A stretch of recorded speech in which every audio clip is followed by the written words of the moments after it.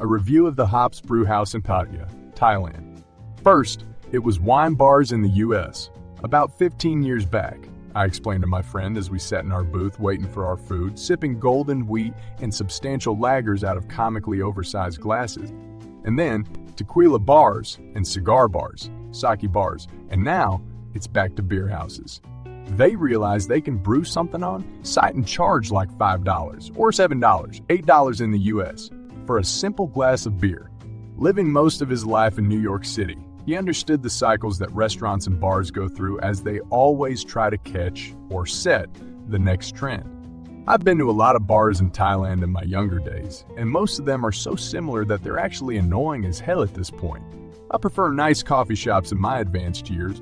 So when I asked what we should do on a Saturday night in Pattaya, the burgeoning Las Vegas of Thailand only an hour and a half outside of Bangkok, he suggested we check out Hops Brewhouse, the new tourist hotspot. Staying in quiet suburban Jomtien, I don't care to venture into crazy Pattaya any more than I have to. It was a Saturday night, and we had to do something lest we be accused of being ancient.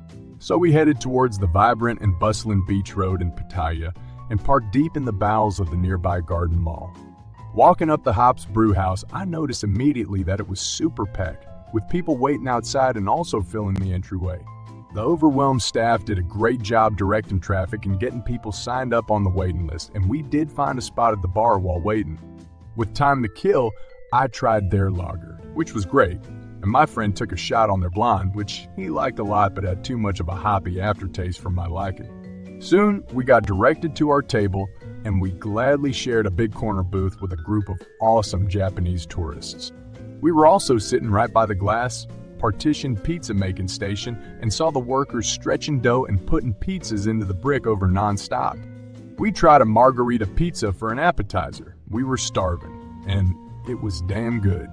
I backed that up with a filet mignon, and while it was a little undercooked if you want medium, rare in Asia, you have to order medium. The taste was good, but nothing amazing compared to USE quality, but it only cost about $10 or so.